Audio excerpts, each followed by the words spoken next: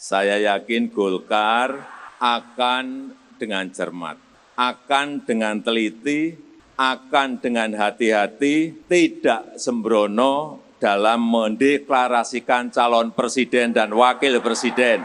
Meskipun tadi saya lihat sudah teriak semua Pak Erlangga Hartarto. Dan saya juga meyakini bahwa yang akan dipilih oleh Partai Golkar, capres maupun cawapres, ini adalah tokoh-tokoh yang benar.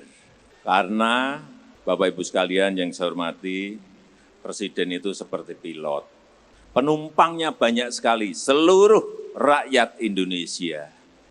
Dan Pilpres itu memilih pilot dan kopilot. Jangan sembrono memilih capres dan jangan salah memilih pilot dan kopilot, sangat tepat dan benar. Menentukan dan memilih capres tidak boleh dilakukan secara asal-asalan dan sembrono. Ini soal nasib dan masa depan bangsa, bukan kayak memilih baju di mall. Kalau nggak cocok, bisa dibuang begitu saja. Presiden tidak bisa dianalogikan seperti itu. Harus dipikirkan secara masak-masak dan hati-hati. Sebelum saya lanjutkan, jangan lupa subscribe dan komentar di channel Cakil TV ini.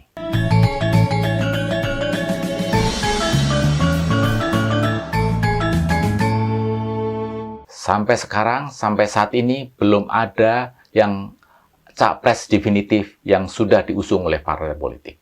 Koalisi parpol juga baru Gerindra dan PKB dengan Prabowo sebagai capresnya. Tapi itu pun belum secara resmi mendeklarasikan capresnya.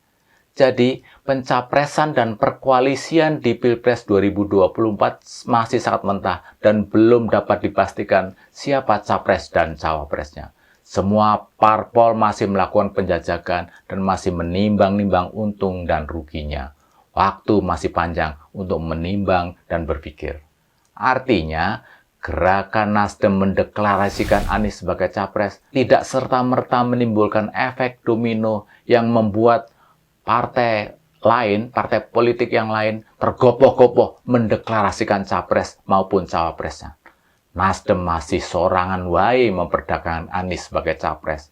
Itu pun pendeklarasian Nasdem masih belum cukup modal minimal jumlah 115 kursi. Di samping itu, hobar-habir, gembar-gembor Anies sebagai capres dari relawan, dari Nasdem, dan pemberitaan atau perbincangan di medsos juga ternyata tidak seheboh beberapa saat setelah pendeklarasian. Sejak Anies lengser 16 Oktober, belum sampai sebulan, Anies mulai meredup. Melihat fakta ini, maka nggak salah kalau kemungkinan bisa saja Anies gagal maju sebagai capres. Demokrat dan PKS masih juga belum membuat langkah konkret berkoalisi dengan Nasdem mengusung Anies. Parpol masih dinamis dan sangat cair dalam urusan copras-capres ini. Tidak salah bila meredanya perbincangan copras-capres ini gara-gara pernyataan Jokowi di ulang tahun Golkar. Yang intinya, jangan sembrono memilih capres. Yang sudah mendeklarasikan capresnya itu hanya Nasdem.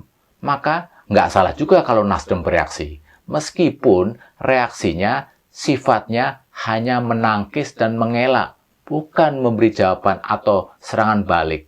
Yang berarti Nasdem juga sedikitnya menyetujui ucapan Jokowi. Dan tidak menunggu waktu banyak, Caimin, Ketua Umum PKB, mengajak PKS bergabung ke koalisi Gerindra. Ajakan Caimin kepada PKS untuk bergabung di koalisi Gerindra tidaklah keliru. PKS dan Gerindra punya chemistry karena pernah berkoalisi di Pilpres 2014 dan 2019, sehingga sangat mungkin PKS tertarik dan berminat mendukung Prabowo sebagai capres. Mungkin saja PKB dan Gerindra akan memberi tawaran yang lebih menarik dibanding tawaran yang diberikan oleh Nasdem dan Demokrat. Mungkin saja itu. Dan PKS punya opsi untuk memilih mana yang lebih menguntungkan atas tawaran ini. PKS bisa menggunakan pertimbangan mana yang lebih menarik dan kemungkinan menguntungkan buat PKS bergabung dengan Nasdem atau bergabung dengan Gerindra. Dan Surya Paloh juga nggak baper kok, dan tidak membuat harga mati PKS dan Demokrat wajib bergabung dengan Nasdem. Surya Paloh very welcome mengizinkan bila pada akhirnya PKS dan Demokrat membatalkan diri berkoalisi dengan Nasdem. PKS pasti menginginkan keuntungan dan terutama memberi dukungan kepada capres yang berpeluang menang. Ngapain mendukung capres yang kalah dan dipilih secara sembrono? Apalagi kalau dilihat dan dihitung-hitung ulang, bila berkoalisi dengan Demokrat dan Nasdem, posisinya juga nyaris sama kalau bergabung dengan Gerindra, yaitu sama-sama sulit menggolkan cawapresnya untuk mendampingi Anies atau Prabowo.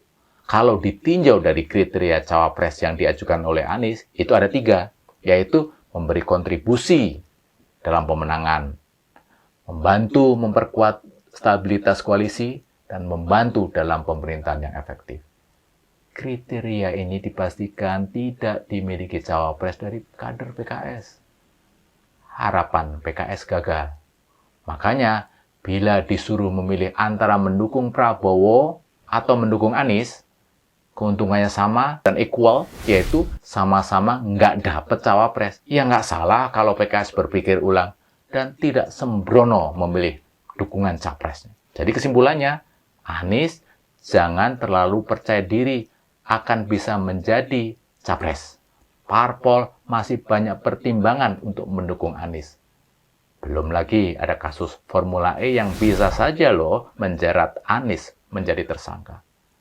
Nasdem dengan ringan dan mudah akan melepaskan Anies dan membiarkan Anies merana sepanjang masa. Nasdem bisa bergabung ke PDIP atau ke Golkar, alias kembali ke habitatnya.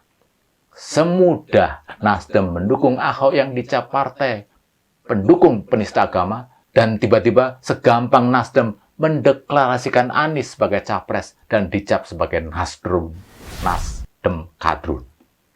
Nasdem nating tulus terhadap pencalonan Anies. Karena jodoh bukan hanya sak godong kelor.